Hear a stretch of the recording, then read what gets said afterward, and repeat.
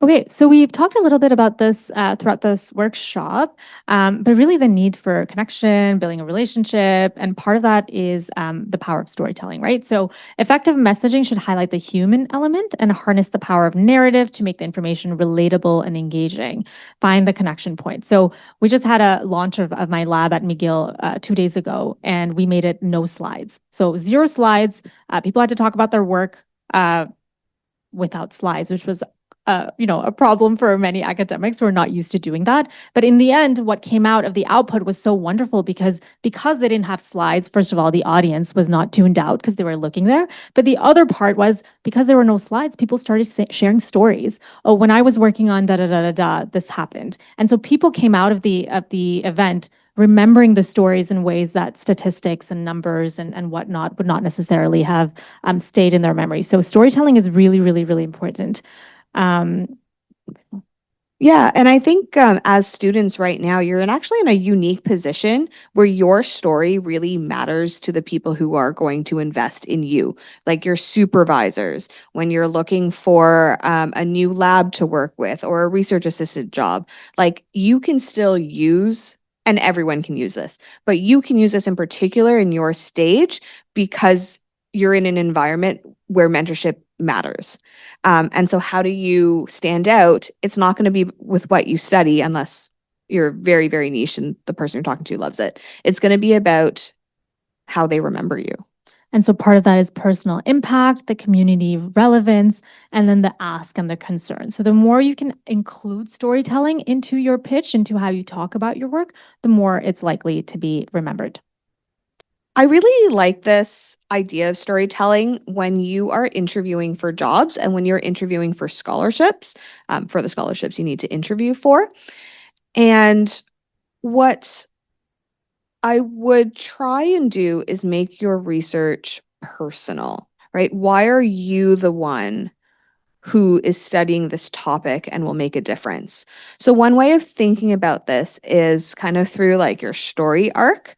So, you start with I come from a background where I'm the first physician in my family. Um, and during medical school, I always had an interest in research, but my dream was to end up doing things that were a bit more clinical and face forwarding or like seeing people. And I'm like really, really excited that I've made that part work, but I still love research. So that's why, the scholarship that you're recommending or that I'm interviewing for would help me actually bridge those two worlds together. So, kind of explaining in a story arc why you're the person who can therefore do the best with whatever you're trying to apply for, if that makes sense. This is just another mental model to think about storytelling. Some people think of it as a funnel.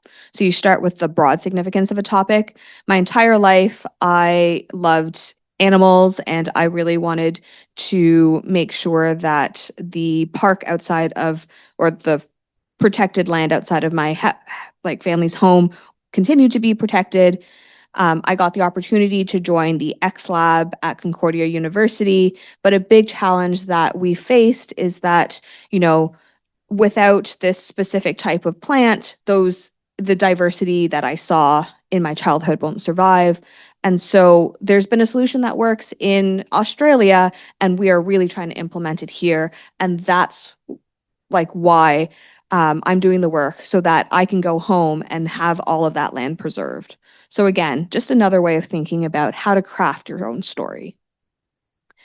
This one's a really quick exercise. So this is a log line. So they use this in film in that it takes storytelling and distills it down to a really quick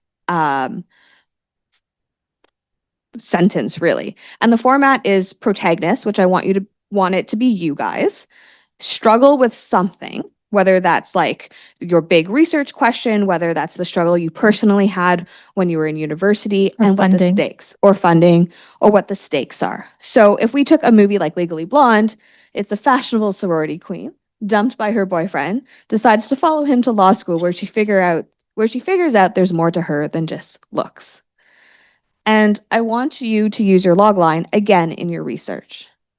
So for me, it would be like physician trying to get meds for my patients who continuously comes up with medications that are not covered. And the stakes is that 1 in 4 of you will have dementia by the time you're 85.